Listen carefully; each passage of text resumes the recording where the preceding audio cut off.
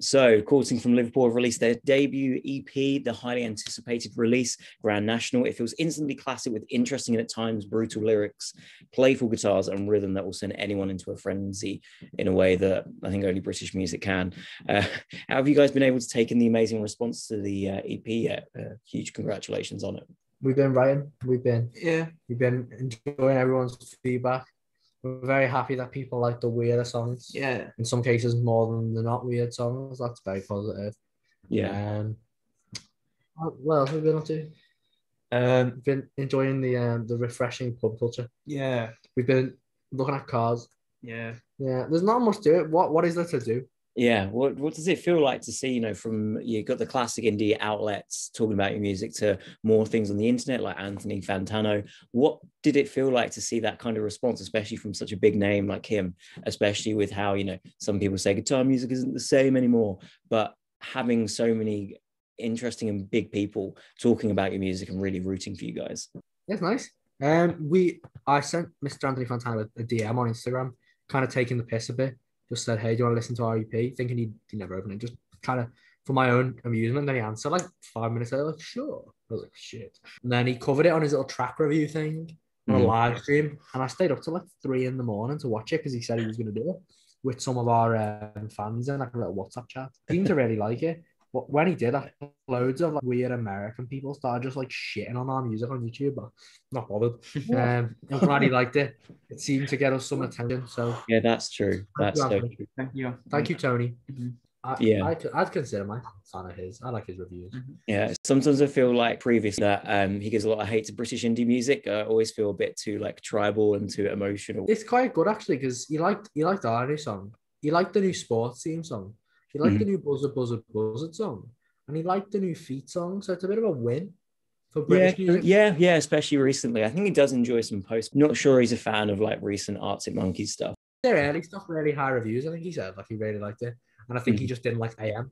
I wasn't overly keen on AM. I was like I don't know, as an album, as a collection of singles, maybe. Is that like an outrageous comment?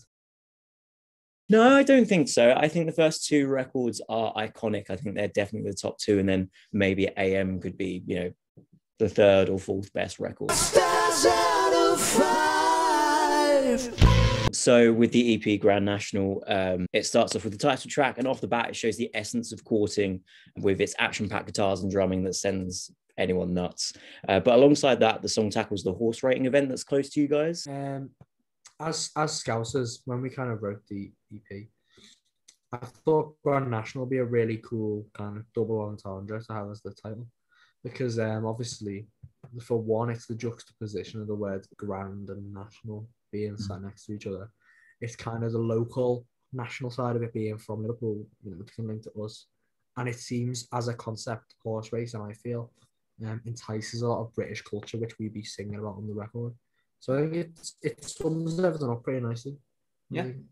I agree. I think that's kind of why we went with it, and we just built from there into a weird song about horse racing and chemtrails and stuff. It's a lot of fun to play, a lot of fun to write. Yeah, and especially with, you guys have done it before on previous music, talking about how strong the identity of Liverpool is around the country and almost the world. It could be like, for the horse racing, and then even with the football clubs in Liverpool. Do you feel, naturally it does kind of inspire you? I don't know if we're necessarily like immediately inspired by Liverpool. I think it's more like just the things we see around us, which wouldn't really matter if it was Liverpool or Manchester or anywhere else in the UK. I think it's more like things that stick with you rather than local lived experiences that we're like, oh. Yeah, I think usually it's most of our songs are more like subtext than like obvious. Like even if it's a song about horse racing, we're not like fully on about it. It's just kind of like part of the song, or it's like a sounding block for us to start from. The same with football, really. Whereas obviously that one was a bit more jokey, but I think one thing is we do keep seeming to write songs about sport. Yeah. So it's weird. I guess we're seeing how many we can tick off. Next up, wrestling. Yeah. Polo, yeah. Do you think people competitively fish? I hope not. I think people competitively fish. That makes me upset. I think can't a man just fish? Not competitively, no. A man can fish in his own peaceful leisure time. Are you trying to tell me fishing is going to be a hobby? Oh yeah. If you have any sports suggestions, please let us know. Yeah. Like, you know how big artists have like different eras for different albums. You could do it for different sports. Yeah. So we're currently in our Grand National era. I don't know. I've considered it. You know, maybe we become like more mysterious. 21 Pilots vibes. Yeah. Like we start like putting out like confusing clues to our fans. Yeah. Spend like $1,000 on a marketing campaign. No one would go on the website. So moving on with Grand National, we go on to Pop Shop, and the lyrics are really interesting. But I want to ask, do the lyrics come first naturally, or do they come after the music, or is it kind of whatever happens in the moment? Yeah. Usually the song is inspired by the song name. And there was a Keith Haring exhibition in Liverpool maybe a year ago. And there was a small print that said Pop Shop. I was like, that's a great name for a song. Yeah. So we did it. We kind of just applied that to something we've been writing. And the lyrics about consumerism and all that just kind of flowed. It kind of depends on the day. That's a favourite. Yeah. That's a fun one. Oh, it's such a fun one. I was on the train the other day and I put it on as soon as I sat down on the chair. And yeah, it just feels like a song like you need to be doing something, like gets you going. Yeah. It's purposefully addictive. So what does it feel like to be an emerging like, guitar band in this like Spotify crazy world and infused playlist planet that we're now in? What does it feel like to try and, you know, get yourselves out there? To be honest, we don't like to think about it. I think that's the fun of being in a band. Yeah. Like we are in that position now where luckily we just kind of write the music and let other people sort that for us. Yeah. I don't want to get into the logistics of it because it's kind of like that's the worst thing about being an artist. Social media releases and the boring stuff. It's nice that we're in a position now where like you know, people have a little bit of faith in us, so we could just kind of, you know, write and actually enjoy what we're doing a bit. Yeah, that's so good to hear, to be able to just to focus on the music itself and forget about how, you know, so many people just want wallpaper music on in the background and not really care about the substance. And like I feel like maybe we're a bit too pretentious about what music we don't like, because I'm very fussy. Are you? I don't think I'm not fussy, but I feel like we listen to a lot of music. We listen to a lot of different types of music. And like so far, there's not been that much that we've listened to and been like, oh. So I think whatever comes next is gonna be really weird. You know, we're not really even too sure about what's next for us. We got ideas. We've got plans. We've got things in the works. But in terms of like a sound, so yeah, I think we have one. Oh, that's okay.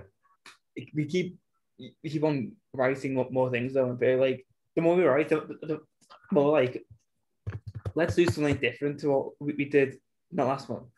And then you get some interesting songs out of that. True. It's a good way to be. It's fun. Yeah, it is. Keep people on their toes, I suppose.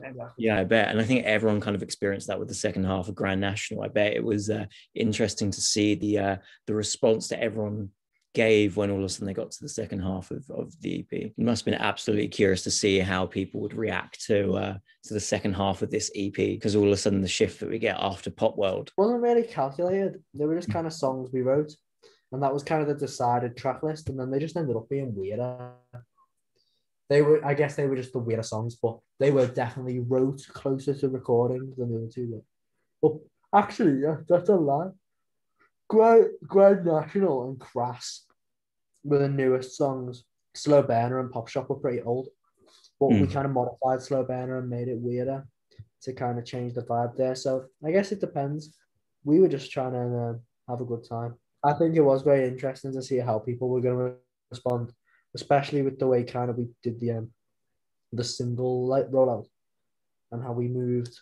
Like we gave people the two easier songs first. Yeah, I remember thinking like I was the most worried about crossing that.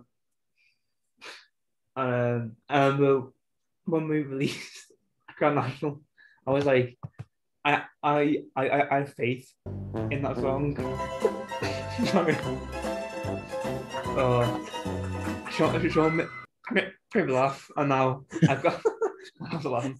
But yeah, Grand National, I have faith in that song because I thought like people won't think that's too weird. It's got a good vibe to it, though. Like I didn't worry about it at all. But then when we released the EP, I was a bit more worried about. I was a bit. I think Crass is our second most popular song at the minute. PC one. We've got to move. Hold on. No worries, man. Anyway, go on. Sorry. That's all right. No worries. So coming back to Crass, what was that like one to record, and does it have much meaning to you guys with the lyrical aspect of it? Not really. I'm being totally honest. I've seen some people try and like decipher what it is, what it means, and I'm not going to give away too many secrets, but generally it's just kind of a collage of cool lines that I've wanted to put in songs and things that are just vaguely political and very lightly like a commentary on ego and fame. That's kind of I try whenever like we used to do this, I always used to explain like every line, and now I think it's better if people just don't know, because then they can make their own decisions about it, kind of like. It really feels like with you guys lyrically, it's really improved since like the earlier songs, with like finding that balance of saying something but having it matching the playfulness of the actual music. I think that combination works really well. Kind of what we go for. Like, we don't want to get too serious. You know, we could do it for 5 minutes on about every horse that's ever died in the Grand National, but who wants to listen to something so depressing and horrible?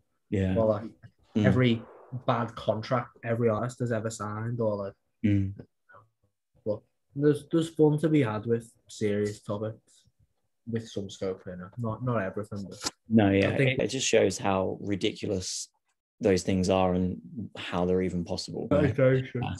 Crass took a long time lyrically, because obviously part of it is wanting to just not focus too much and just kind of put some cool lines together. Then the other part is like making sure it's perceived well, and it's just not nonsense. Like, I think for it to be good, it has to still mean something to us, but for everyone else, it's up to them. Awesome. That's fair enough. And I think the question that everyone's probably been asking you every single day recently is, what are the chances of you guys sleeping with with Kanye West? Unlikely, if I'm being honest. Unfortunately. I guess this is something I need to think about, really. It is, because it could happen. And what if he turns up here now and goes, well, you asked for it, Yeah, I think he has like an album artwork where he's like lying in bed with loads of people. And when I read that lyric for the first time, that kind of came to mind straight away. And I thought for like merchandise to have like your faces on that album. The thing is though, that's the video that we're referencing as well. For anyone who isn't such a massive Kanye fan like me, and sure, there's a bit in that song where he suggests that he might still sleep with Taylor Swift, and I thought that's incredibly cocky, considering she so clearly despises you. Oh, okay. I was like, what's more egotistical than Kanye West? Was a god. I just told you. That's who I think I am. Saying that, I thought it's probably more egotistical to say that I could potentially still shout Kanye West. I think that's really cocky. To me, how difficult that was to put in a chorus. I wrote that line like a year ago, and I spent like a year just trying to get it in there somewhere. I thought it's too funny not to put it in. Chorus where you say that. So it was a hard one. It's like last time we played a gig, we had 2 singles out, and now we have one more single and an EP out. So it's going to be very interesting going from, playing shows where people knew 2 songs to ones where they have like a whole sing along to. True. There's definitely more scope. We've kind of blended into one person. Yeah, you have. You've got like 2 necks. One body, 2 heads.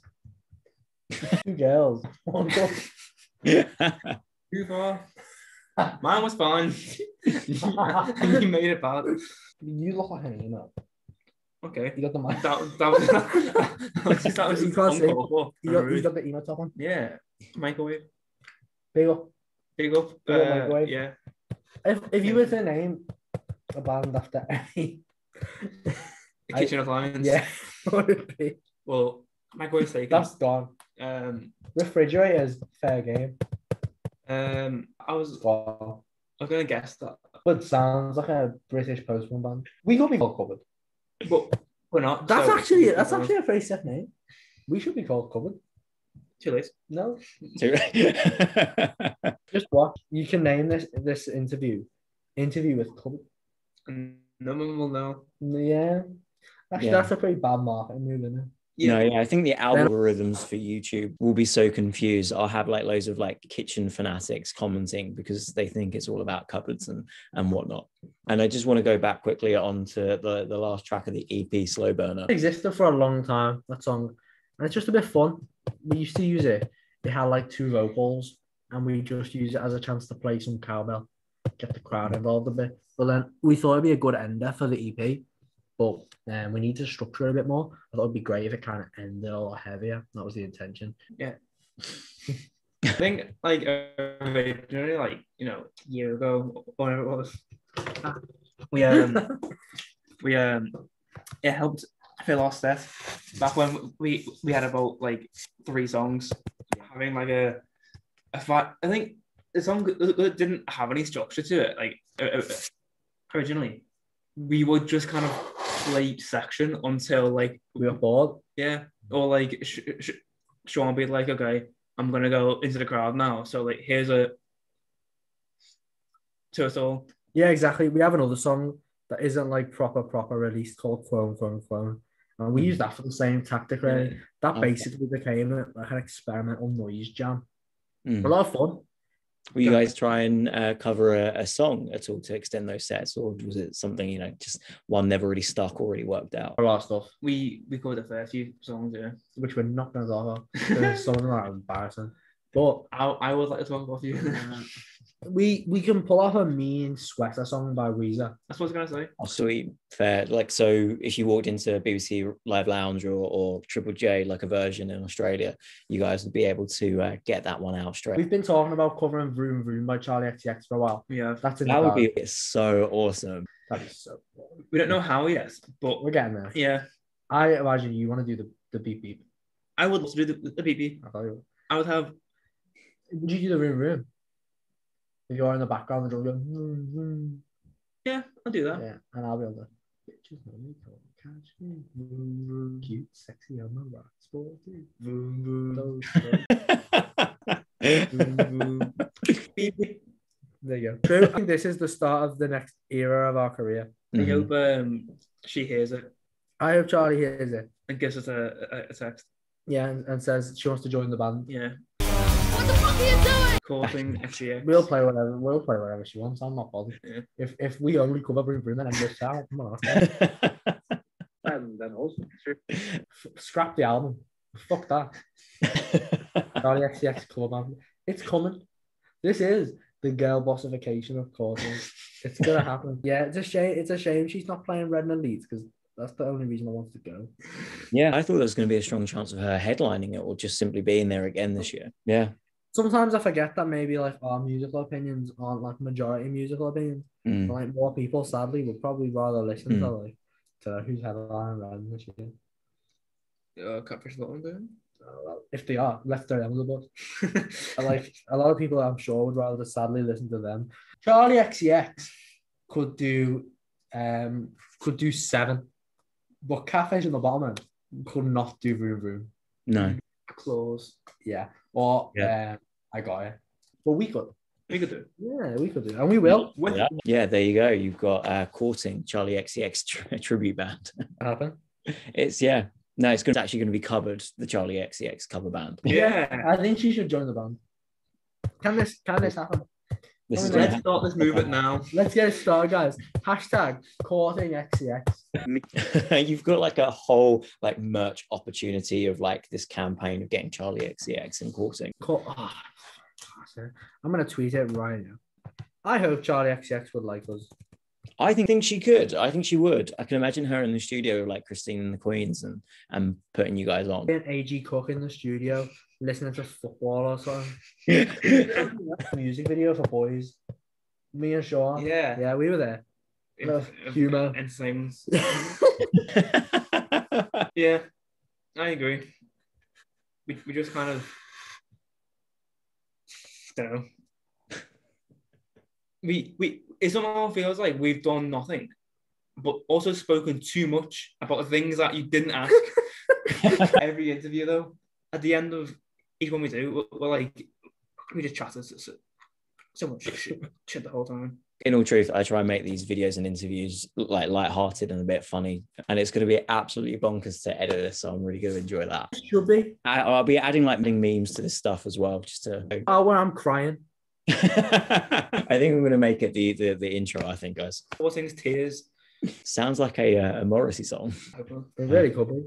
Yeah, I hope not too. In the words of JPEG Mafia. Go on. What did he say? Do you know that? No. Well, JPEG, I've killed the joke now.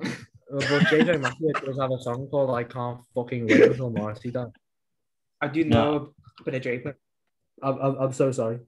That's all right. This has been highly amusing, not gonna lie. All right, so I'm gonna finish this off now, and I'm gonna leave it with just one more question. Can you describe us what's next for the band that is Courting? But can't give away too much on like tour dates and stuff. Songs about sports, more songs about digital CGI influences, more songs about money, more songs about. See, I don't know how much I'm allowed to say. I want to say something. Nah. It's gonna be really good. Yeah. More asking to work with Charlie. It will happen. When it's like award season or you're getting interviewed wherever, you can, get that one going, put that one out there. Yeah. That's our next press release. Charlie, when, Charlie? Please, Charlie. Please come and fix this dysfunctional band. I actually think you do this like PR campaign where you actually go to one of her concerts and try and get on stage and try and get her in the band or get into her band. Right, there we are. Courting with Grand National EP, an absolutely fantastic release of some solid post-punk from the Liverpool band, is absolutely amazing. And obviously this is the start and the venture into Courting and Charlie XCX forming the band Cupboard. Rock and roll. Yeah, that's what we're going for. You're four. Normally when you're saying, you go 1, 2, 3. Well, you 1, 2, 3, 4. like we're in a band and playing music. Transferable skills. Put that on my CV. It's got to go on there. Yeah. This has been absolutely brilliant. Thanks so much, guys, for coming on once again. This is Courting. They've released their incredible debut EP, Grand National. It's got some great post-punk songs, and I think loads of people really enjoy it. Give it a listen, and thanks once again for this highly amusing chat. Thanks, guys.